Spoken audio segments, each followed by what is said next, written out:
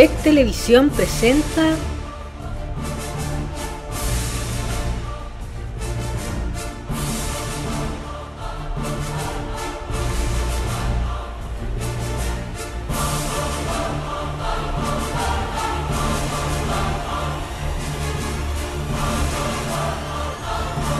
Cine con Daniel. Estas imágenes son apenas una muestra por qué amamos el cine. Aventura, suspenso, humor, lágrimas, amor, fantasía, terror. Todos los sentimientos brotan de la pantalla grande desde hace 123 años. Así es, el cine no es un lenguaje tan viejo y desde ahora empezaremos a narrar su historia. Conoceremos su origen, la aparición de los primeros grandes nombres, las corrientes más importantes hasta llegar al día de hoy. Y vamos a comenzar por el principio, cuando el cine no tenía color ni sonido. Hoy hablaremos del cine mudo.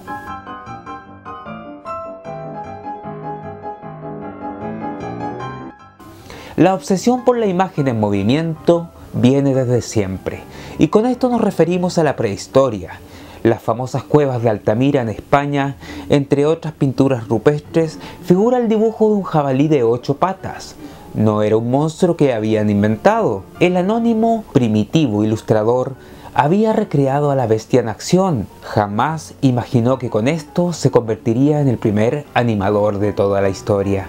Podríamos decir que fue un pionero del cine. Más adelante los egipcios, los griegos, los romanos también mostraron su preocupación por capturar la imagen a través de dibujos sucesivos. En Asia aparecieron las sombras chinescas, que consistían en juegos de sombras entre una superficie blanca iluminada por una luz ubicada a espaldas de la gente. A su vez, las sombras chinescas inspiraron en el siglo XVII la creación de la linterna mágica, aparato óptico que consistía en una caja que tomaba imágenes del exterior y las proyectaba en su interior para luego funcionar a la inversa. Pero la época decisiva para el surgimiento del cine fue sin duda el siglo XIX. En Gran Bretaña estaba en marcha la revolución industrial, lo que trajo un gran número de avances tecnológicos como la electricidad y la locomotora a vapor. Avances que modificaron para siempre aquella parte del mundo y luego a toda Europa, ya que estableció la producción en serie, el desarrollo del capitalismo, la migración del campo a la ciudad y la independencia económica. Las innovaciones estaban a la orden del día. Uno de los inventos fue la fotografía.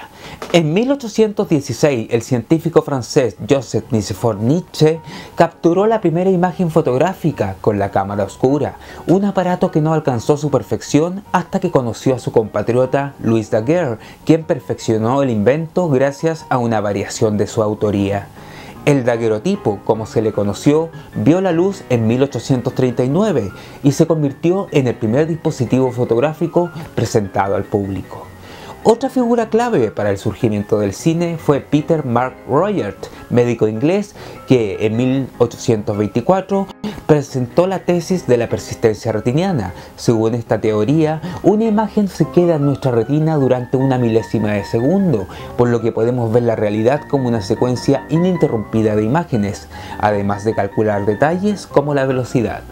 A su vez, el físico belga Joseph Ferdinand descubrió que el ojo humano ve unas 10 imágenes por segundo y que el cerebro toma como una sola imagen continua. A partir de este concepto se realizaron varios efectos ópticos como el taumatropo, que consistía en un disco con una imagen distinta a cada lado y que al girarlo parecía formar una única imagen. El ejemplo del pájaro y la jaula es un clásico que todo el mundo conoce. Promediando el siglo XIX apareció uno de los primeros nombres fuertes en el nacimiento del cine, Thomas Alva Edison. Para 1891, Edison ya era un reputado inventor gracias al fonógrafo y la ampolleta. Además creó y patentó el kinetoscopio, un aparato que lograba capturar imágenes en movimiento y las plasmaba en una cinta Eastman perforada. Edison se había inspirado en el soprasiscopio, creado en 1879 por Edward Muybridge, para crear en 1893 el primer estudio bautizado Black Maria. El 20 de mayo de 1891 se realizó la primera proyección en sus laboratorios para la Convención Nacional del Club de Mujeres de Estados Unidos. Las funciones del kinetoscopio resultaron limitadas y su alcance siempre fue en ámbitos privados y para un grupo selecto de personalidades. El perfeccionamiento del kinetoscopio y su masividad llegó desde Francia, de mano de los famosos hermanos Louis y Auguste Lumière. Ambos crecieron en Lyon y trabajaban en el taller fotográfico de su padre, Antoine Lumière. Auguste se desempeñaba como administrador, mientras que Louis, físico de profesión, contribuyó a perfeccionar el proceso fotográfico. En 1892 se interesaron por la tecnología para plasmar imágenes en movimiento. Adquirieron un kinetoscopio y tras estudiarlo en detalle decidieron crear su propio dispositivo, más simple que el anterior, pero que servía como proyector y como cámara, el cinematógrafo. El cinematógrafo Lumière funcionaba girando una manivela que ponía a correr una cinta de celuloide a 16 cuadros por segundo, debido a la teoría de la persistencia retiniana. Por eso las imágenes se ven aceleradas, lo que caracterizó las películas mudas de aquella época. El aparato no contaba con la capacidad de registrar sonido directo, solamente imágenes, pero esto alcanzaba para asombrar y cautivar a todos los presentes. Tras patentarlo el 13 de febrero de 1895, los Lumière probaron el cinematógrafo realizando una serie de filmaciones que se presentaron en universidades y ámbitos elitistas. Pero en vez de guardarlas como objetos de estudio para unos pocos, optaron por mostrarlas a todo el público. Gracias a un colega fotógrafo, dieron con el Salón India en el sótano del Gran Café ubicado en el Boulevard des Capucines en París. Era un salón con una capacidad para 100 personas, por lo que pasarían desapercibidos si la muestra no era un total éxito. La primera proyección pública tuvo lugar el 28 de diciembre de 1895. Las 33 personas que concurrieron ese día presenciaron un verdadero acontecimiento. Los cortos que componían aquella exhibición mostraban situaciones de las personas de la vida diaria, pero el encanto residía en que se estaban moviendo, en que parecían vivas dentro de la pantalla. Los pocos presentes difundieron la noticia del nuevo invento y la prensa dedicó toneladas de notas y al poco tiempo se convirtió en un suceso masivo.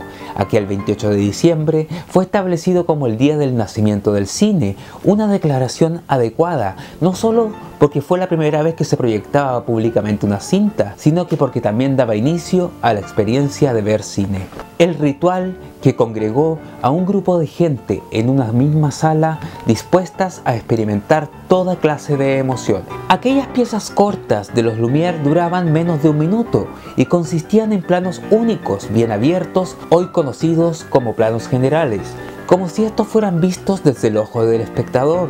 En rollos de 30 segundos captaban el día a día de la época y aunque sin proponérselo marcaron antecedentes para una buena cantidad de recursos, ideas y géneros incluso cinematográficos.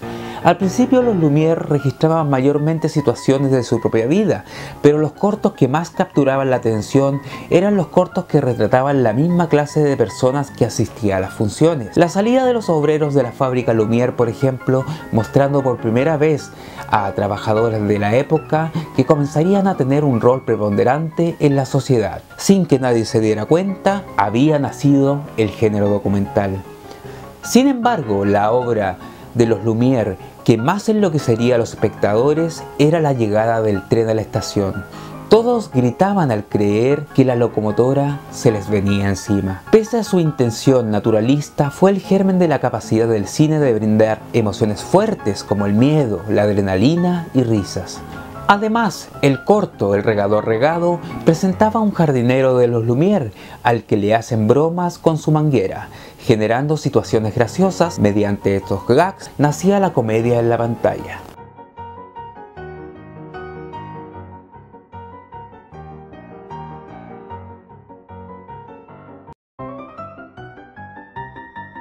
Los Lumière habían tenido la visión para crear el cinematógrafo y para mostrar su funcionamiento, pero no pensaban en el alcance de su invención. Lo veían como un medio para fines científicos, pero enseguida comprendieron su popularidad y de mano de un buen número de camarógrafos empezaron a registrar acontecimientos deportivos, sociales y políticos de otras partes del mundo. Habían creado los noticieros. News on the March. El cinematógrafo había marcado una revolución que se extendió a proyecciones en las principales capitales europeas y pasó a formar parte de los entretenimientos de feria. Pero uno de los pocos afortunados que estuvo en la mítica función del 28 de diciembre fue el responsable de llevar este nuevo invento a otro nivel. Estamos hablando del mítico Georges Méliès. Nacido en 1861, Méliès era hijo de un acaudalado zapatero, pero desde niño mostró interés por el arte, comenzó dibujando y también se interesó por el teatro. Cuando su padre murió, decidió no seguir con la compañía, vendió su parte y compró el teatro Robert Houdini. Ahí montó sus espectáculos que combinaban magia, actuación, con escenografías y artilugios fabricados por él mismo. En paralelo, trabajaba como periodista e ilustrador. Tras quedar maravillado con aquellas primeras proyecciones, quiso adquirir un cinematógrafo que le fue negado por los Lumière, con la explicación que a la larga dejaría de ser un negocio rentable. De hecho, ambos pronto desaparecieron del ámbito cinematográfico. Pero sin darse por vencido, Méliès consiguió uno y comenzó a hacer sus propias filmaciones. Al principio se asemejaban a los registros naturalistas de sus colegas franceses y de otros precursores, pero en un momento hizo un descubrimiento. Durante un rodaje que tenía en la Plaza de la Ópera, la cámara se atascó y debió arreglarla en el acto para que volviera a funcionar. Cuando vio el material filmado, notó que una toma con hombres saltaba a otra con mujeres y que un autobús se transformaba de golpe en un vehículo fúnebre. De casualidad, Méliès había descubierto lo que sería una herramienta fundamental del cine: los efectos especiales, el corte y, por qué no, el montaje. De esta manera decidió experimentar por ese lado y usó sus hallazgos para crear mágicas obras de ficción, cortos cada vez más ambiciosos. Méliès innovaba con trucos de cámara que funcionaban como una extensión de su oficio como mago. Para ser más exacto, él inventó el fundido a negro, el fundido encadenado, la sobreimpresión, la ilusión de objetos que se mueven solos y las personas que se transforman en otras. También construyó los decorados, supervisó vestuarios y se encargó de la continuidad narrativa, ya que le interesaba contar historias y no quedarse en trucos asombrosos. Los cortos de Méliès incluían criaturas mágicas, demonios, fantasmas, logrando hacer posible lo imposible. Pero ninguno sobresale tanto como Viaje a la Luna de 1902.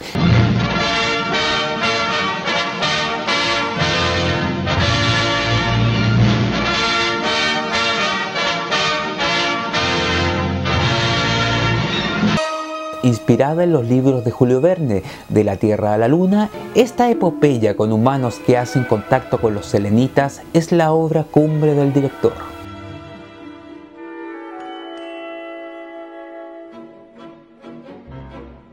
Asimismo, sigue siendo la piedra fundacional del cine fantástico, sobre todo de la ciencia ficción.